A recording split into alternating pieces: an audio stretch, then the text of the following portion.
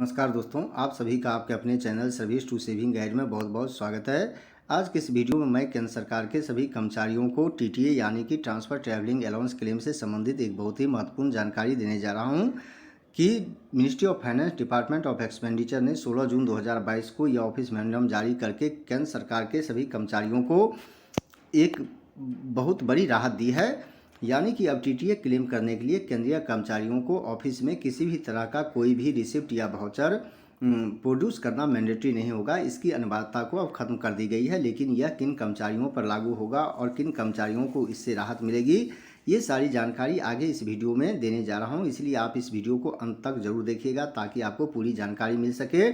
Video को आगे बढ़ाने से पहले मेरा एक रिक्वेस्ट है कि अगर अभी तक आपने अपने channel service to saving guide को सब्सक्राइब नहीं किया है तो अभी सब्सक्राइब करें, और वीडियो अच्छा लगे तो आप इसे ज़्यादा से ज़्यादा लाइक और शेयर ज़रूर करें।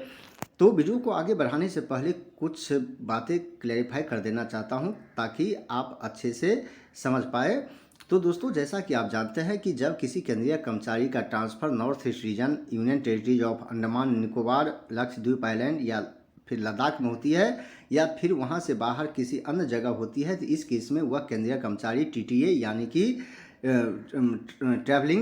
ट्रांसफ़र ट्रैवलिंग अलाउंस के हकदार होते हैं। लेकिन इसके लिए उस केंद्रीय कर्मचारी को ऑफिस में रिसिप्ट वाउचर जमा करना मैंडेटरी होता है, और यह प्रोविज़न 13/7/2017 को 7 सीपीसी इम्प्लीमेंटेशन के समय में जो केंद्र सरकार ने ओएम जारी किया था, जिसे आप यहाँ स्क्रीन पर भी देख सकते हैं, तो उसके पैरा 3 में कहा गया था कि अगर किसी केंद्रीय कर्मचारी का transfer north east region, Andaman Nicobar, Lakshadweep या फिर लद्दाख में होती है या फिर वहाँ से बाहर किसी अन्य जगह होती है, तो टीटीए क्लेम करने के लिए उस केंद्रीय कर्मचारी को ऑफिस में रिसिप्ट वाउचर जमा करना मैंडेटरी होगा।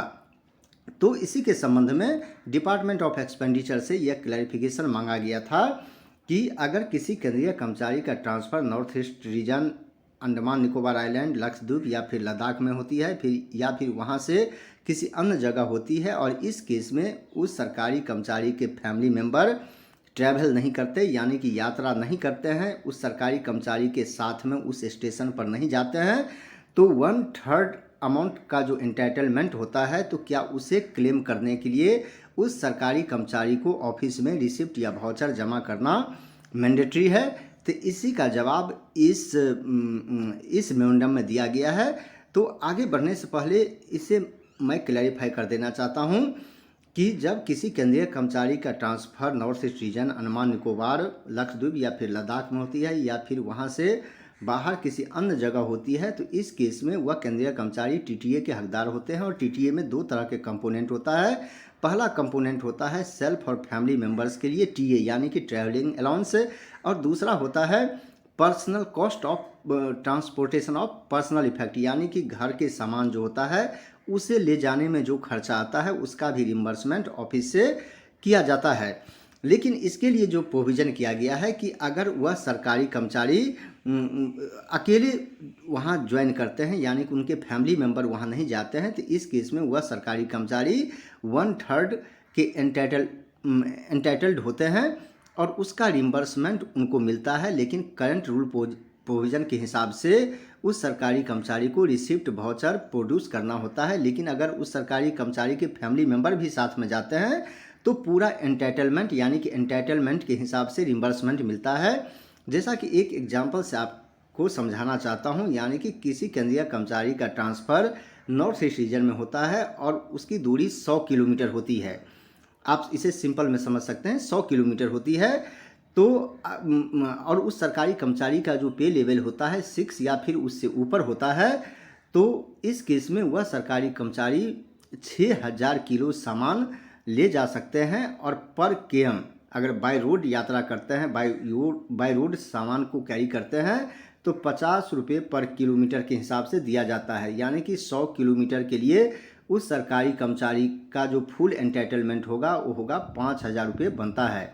लेकिन अगर उस सरकारी कर्मचारी का फैमिली मेंबर वहाँ साथ नहीं जाता है, तो इस केस में उस सरकारी कर्मचारी को 1/3 दिया जाएगा यानी कि 1700 रुपये के लगभग दिया जाएगा। लेकिन करंट रूल पोजीशन के हिसाब से उस सरकारी कर्मचारी को यानी कि 1700 रुपये के लिए भी उस सरकारी कर्मचारी को रिसिप्ट वाउचर ऑफिस में जमा करना मैंडेटरी होता है और इसी में अब ढील दी गई है।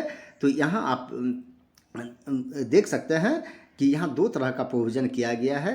पैरा 3A में देख सकते हैं कि ये कहा गया है कि अगर ट्रांसफ़र पर उस सरकारी कर्मचारी के साथ उसके फैमिली मेंबर वहाँ नहीं जाते हैं तो उस सरकारी कर्मचारी को पर्सनल इफ़ेक्ट का जो एंटाइटलमेंट बनता है उसका 1/3 दिया जाएगा और इसके लिए अब रिसिप्ट वाउचर प्रोड्यूस करना मैंडेटरी नहीं होगा। जैसा कि अभी बताया है कि अगर 5,000 रुपये फुल एंटाइटलमेंट होता है तो 1/3 1700 के आसपास होगा या 1650 रुपये के आसपास होगा।